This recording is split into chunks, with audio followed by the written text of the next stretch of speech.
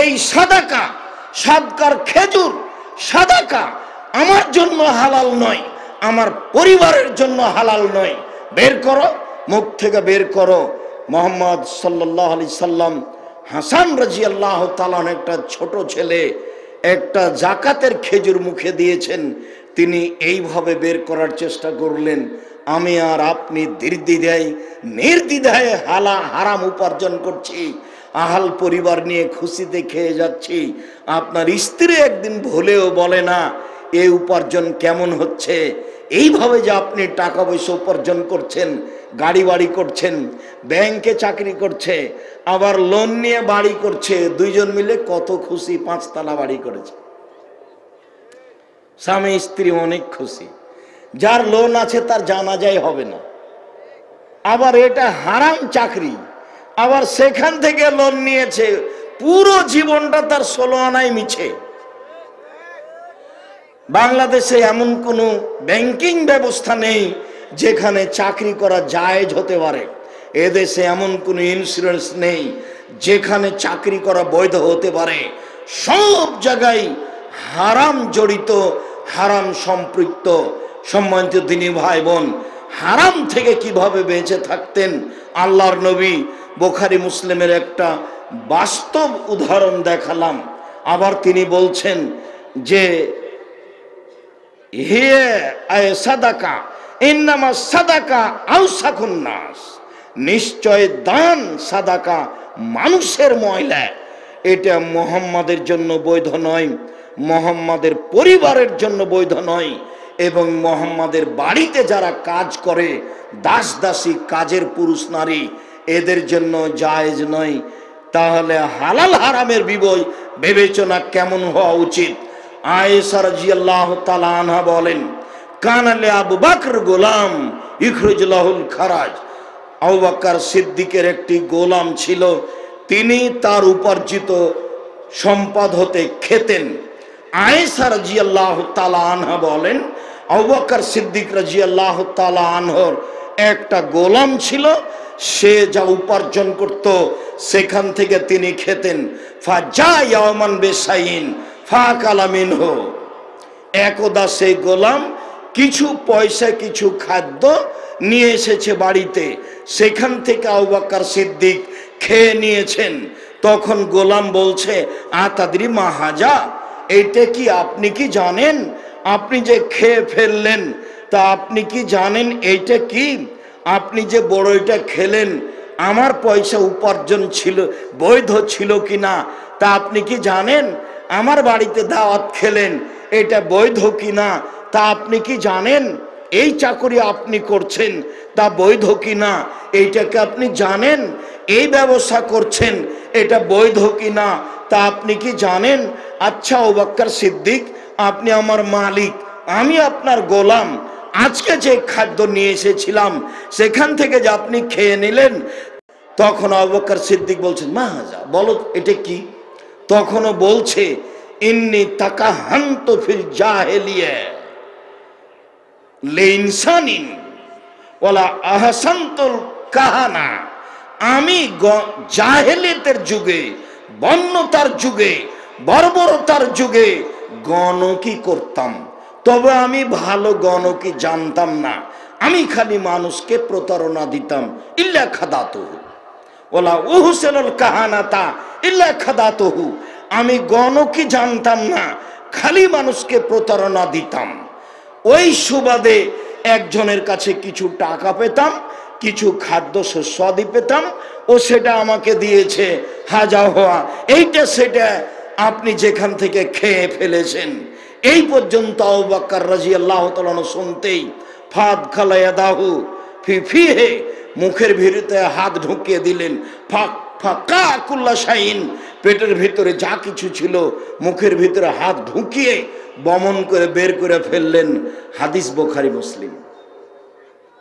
কি বুঝলেন আপনি আর কি বুঝলাম আমি, আর জাদিকে কি বুঝাবো? হাদিস তো 1450 বছর থেকে হাদিস গ্রন্থে আছেই, উপদেশ বইও দেওয়া আছে। হালাল হারামের আলোচনায় এই হাদিস দেওয়া আছে বুখারী মুসলিমের।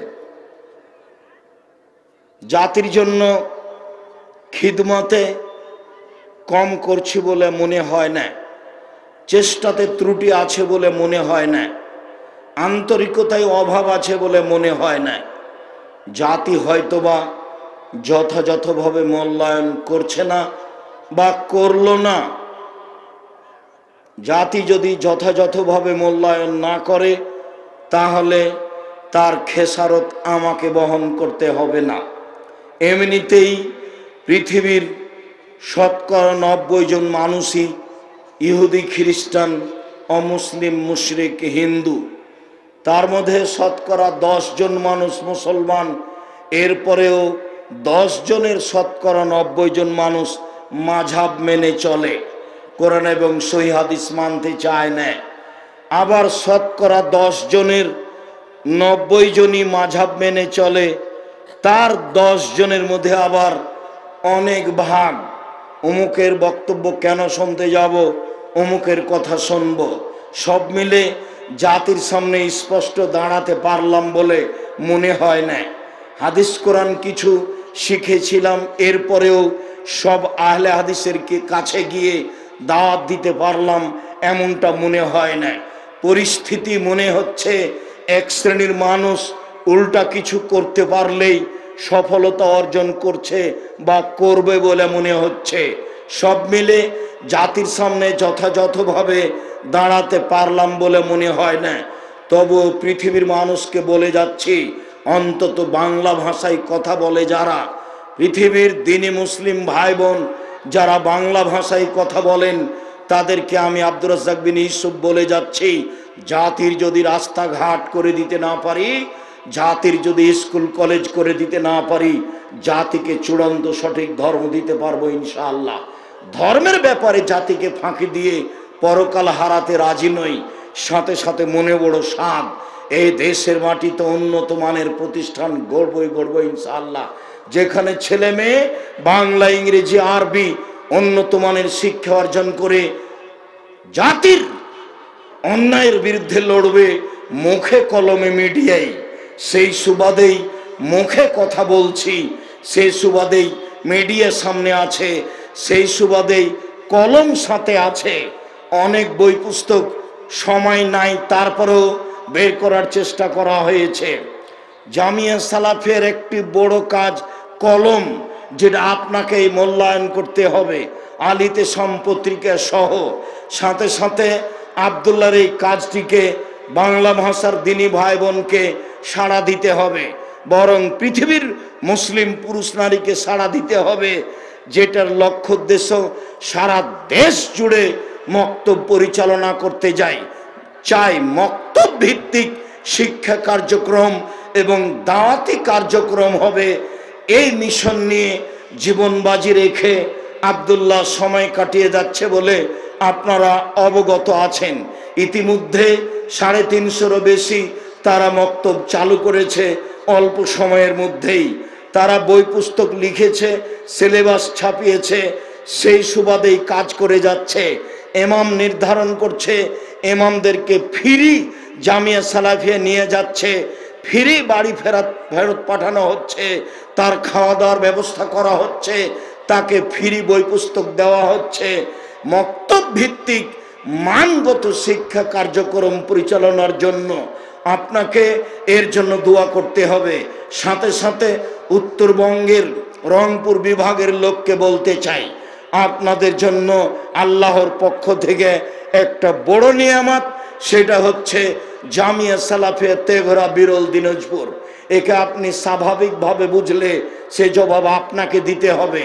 এর উপরে আপনার ভালোবাসা না থাকলে সেই জবাব আপনাকে দিতে হবে। বিশেষভাবে তেঘরা নামে যত পাড়া রয়েছে, সব পাড়ায় যারা বসবাস করে, এই সব পুরুষ নারীকে আরো শক্তভাবে বিচার মাঠে জবাব দিতে হবে। আমি আব্দুর রাজ্জাক বিন ইউসুফ তেঘরার পুরুষ নারীর কাছে আমার কিছু ব্যক্তিগত সুবিধা চাওয়া পাওয়া নেই। তাদের কাছে যে আল্লাহর পক্ষ থেকে নিয়ামত এসেছে, এটাকেই যথাযথভাবে মূল্যায়ন করতে হবে। দীর্ঘদিন থেকে তেঘরা গ্রামের ভিতরে একটা ছোট পরিসরে মাদ্রাসা চালিয়ে আসছেন, সেটা তো আপনারা জানেন। আল্লাহর বিশাল নিয়ামত, ভিন্ন ধরনের নিয়ামত চালু হওয়ার সাথে সাথে 3 তলা বিল্ডিং, এতগুলো জমি, আবার ছেলেদের জন্য অস্থায়ী থাকার ব্যবস্থা, ক্লাসরুম, আপনি এটাকে স্বাভাবিক মনে করছেন? সাথে সাথে প্রায় 700 মতো ছেলে মেয়ে জামিয়া সালাফে পড়াশোনা করে। সংকীর্ণতা অন্তরে থাকলে জবাব আপনাকে দিতে হবে, আমাকে দিতে হবে না। উত্তরবঙ্গের মানুষ, পুরুষ নারী, আমি আপনাদেরকে আন্তরিকভাবে বলে যাচ্ছি, আমি আব্দুর রাজ্জাক বিন ইউসুফ সাধারণ মানুষ, আপনার দরজায় এসেছি আপনার কল্যাণের জন্য, উত্তরবঙ্গের লোকজনের জন্য বিশাল আকৃতিতে এক প্রতিষ্ঠান খুলতে চাই, যার নাম জামিয়া সালাফিয়া। সেই জামিয়া সালাফিয়া আপনার বাড়ির জামিয়া সালাফিয়া, তেঘরা, বিরল, দিনাজপুর। সম্মানিত দিনী ভাই বোন, আমার মনে বড় সাধ, এ দেশের মাটিতে আমি উন্নত মানের প্রতিষ্ঠান গড়বই গড়ব ইনশাআল্লাহ, যেখানে ছেলে মেয়ে বাংলা, ইংরেজি, আরবি উন্নত মানের শিক্ষা অর্জন করে জাতির অন্যায়ের বিরুদ্ধে লড়বে মুখে কলমে মিডিয়ায়। সেই জামিয়া সালাফিয়া হচ্ছে শিরক মুক্ত প্রতিষ্ঠান জামিয়া সালাফিয়া, বিদআত মুক্ত প্রতিষ্ঠান জামিয়া সালাফিয়া, হিংসা মুক্ত প্রতিষ্ঠান জামিয়া সালাফিয়া, দল মুক্ত প্রতিষ্ঠান জামিয়া সালাফিয়া, সংগঠন মুক্ত প্রতিষ্ঠান জামিয়া সালাফিয়া, মানুষকে নামানো এবং উঠানো মুক্ত প্রতিষ্ঠান জামিয়া সালাফিয়া। পৃথিবীর বাঙালিকে জামিয়া সালাফিয়াকে যথাযথভাবে মূল্যায়ন করার জন্য অনুরোধ জানাচ্ছি।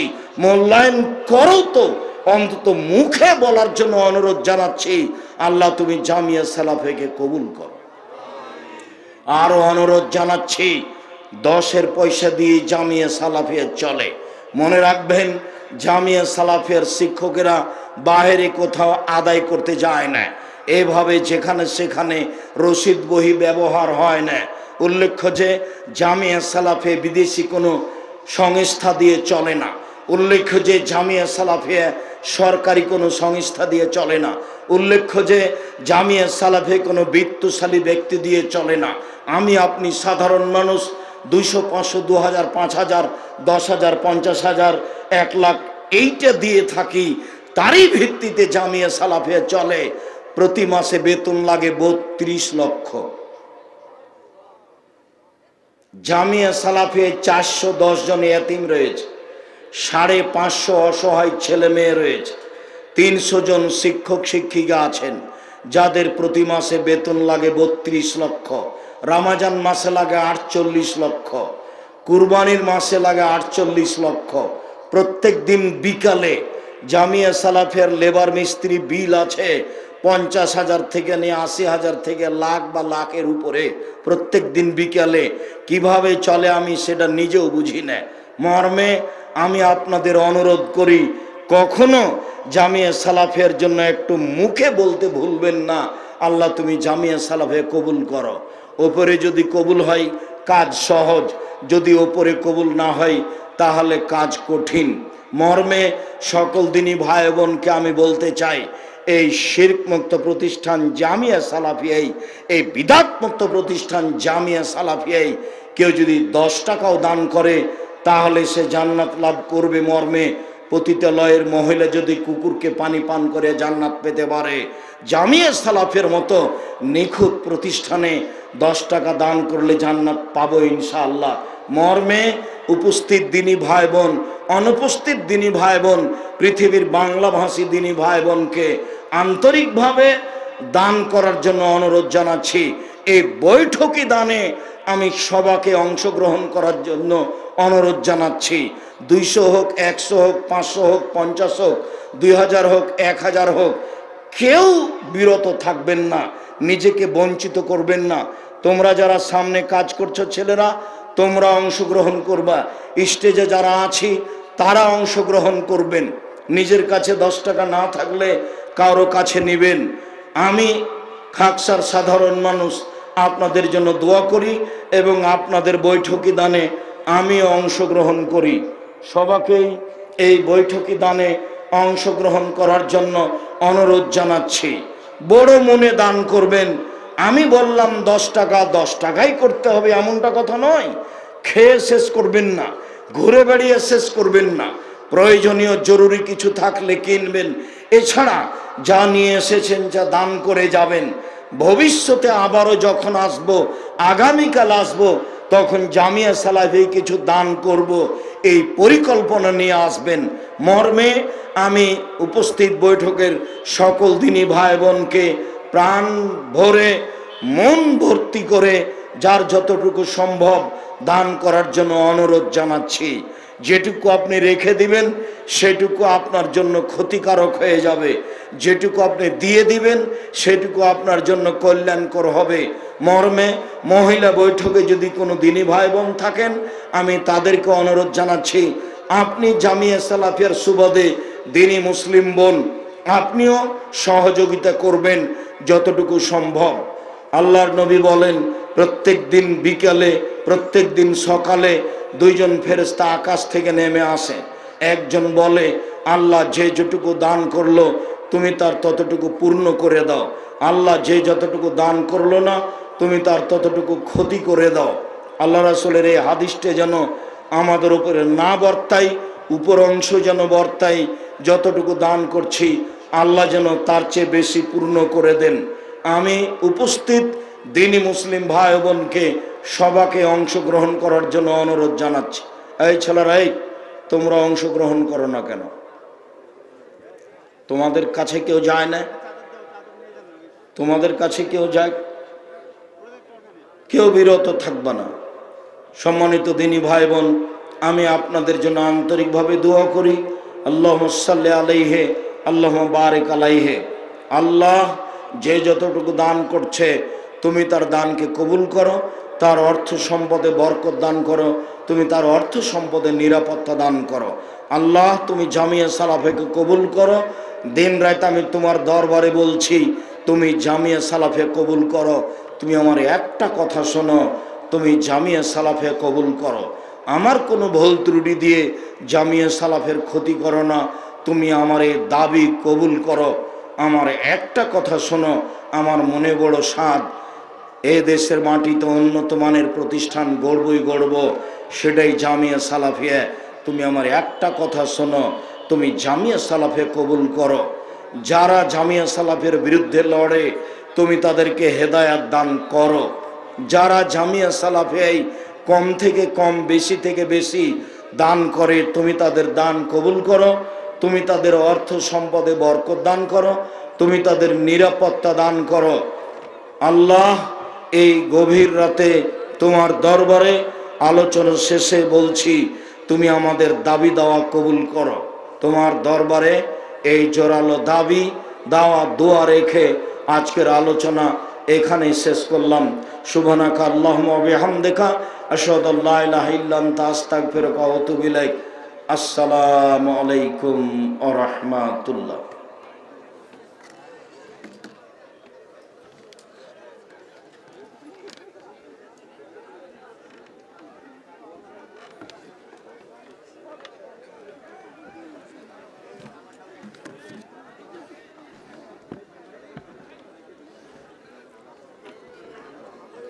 আসসালামু আলাইকুম ওয়া রাহমাতুল্লাহি ওয়া বারাকাতুহু।